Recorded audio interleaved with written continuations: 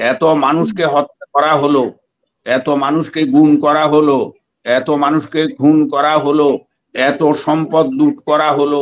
অবাক হয়েছি আমরা এই ভেবে এবং দেখে যে তাদের মধ্যে ন্যূনতম কোনো অনুশোচনা বোধ নেই, অনুশোচনা বোধ জাগেনি।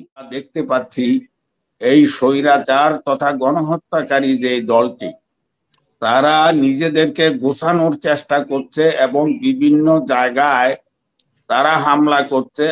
আপনাকে ধন্যবাদ, দর্শক শ্রোতাকে অভিনন্দন। মানুষের অধিকার আদায়ের সংগ্রাম চিরন্তন, এটি কোনোদিন শেষ হয় না।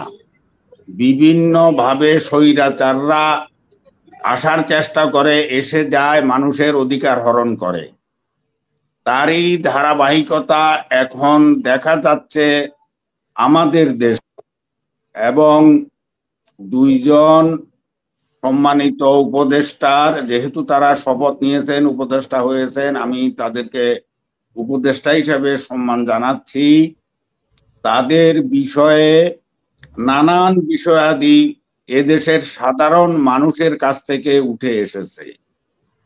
সেইগুলোর মধ্যে অন্যতম হলো যে একজন, তার পুরা পরিবার, তারা পরিবারের মধ্যে আপোষে দুই ভাই দুই দিকে গেছেন, কিন্তু তাদের গোড়া এক। তারা তাদের প্রভুত্ব বিস্তারের জন্য এবং তাদের ব্যবসাকে টিকিয়ে রাখার জন্য যশোর অঞ্চলে একটি পরিবারতন্ত্র কায়েম করেছেন এবং সারা দেশে তারা যে ব্যবসা বাণিজ্য পরিচালনা করেন তার একচেটিয়া কর্তৃত্বের অংশ তারা ভোগ করেন। এই একটি অভিযোগ একজনের বিরুদ্ধে আছে। আর আরেকজনের বিরুদ্ধে, তিনি একজন গণমাধ্যম কর্মী প্লাস তিনি একজন নাট্যকর্মী, নাট্য নেতা। তার নাটকে বিভিন্ন বিষয় যে উত্থাপিত হয় এগুলির বিরুদ্ধে আমাদের এই মিডিয়াগুলো সোচ্চার হয়েছে, জনসাধারণও সোচ্চার হয়েছে। এবং জনসাধারণের ভাষায় কথা বলা যায় যে আমাদের সমাজ যেভাবে চলে তার নাটকে তার বেশ কিছু ব্যতিক্রম আছে এবং সমাজ বিধ্বংসী কিছু বিষয়াদি আছে। এই ব্যাপারে সাধারণ মানুষের ঘোরতর আপত্তি। সরকার তো নতুন উপদেষ্টা নেয়ার ব্যাপারে যথেষ্ট সময় খরচ করেছেন, খরচ করে শেষ পর্যন্ত এই দুইজনকে বেছে নিয়েছেন। কিসের ভিত্তিতে বেছে নিয়েছেন সরকারের পক্ষ থেকে আমরা গত 2 দিনে কোনো বিবৃতি পাইনি। এটি অত্যন্ত হতাশাজনক। সরকার একটা বিবৃতি দিয়ে তো আমাদের কাছে খোলাসা করতে পারেন, কিন্তু এটা করছেন না। আরেক দিক হলো আমাদের মাননীয় প্রধান উপদেষ্টা এখন দেশের বাইরে আছেন।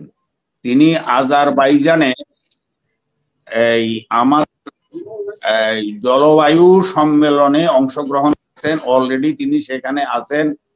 তিনি ফিরতে একটু সময় লাগবে।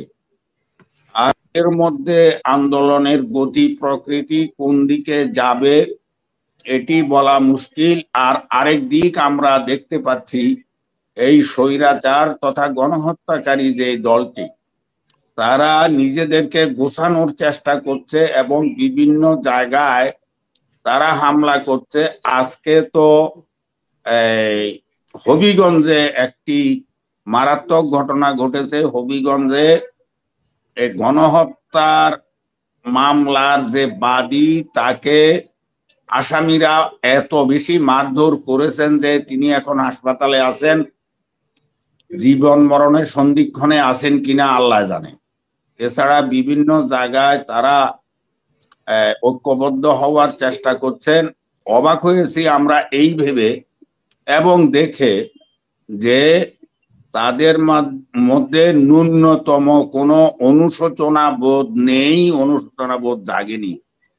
এত মানুষকে হত্যা করা হলো, এত মানুষকে গুম করা হলো, এত মানুষকে খুন করা হলো, এত সম্পদ লুট করা হলো, এত সম্পদ বিদেশে পাচার করা হলো, দেশের ব্যাংকগুলোকে দেউলিয়া করে দেওয়া হলো, দেশের অর্থনীতিকে ধ্বংস করে দেয়া হলো, দেশের সমাজ জীবনকে বিভিন্ন ভাবে কায়দা কানুন করে বিচ্ছিন্ন করে দেওয়ার হীন চক্রান্ত করা হলো।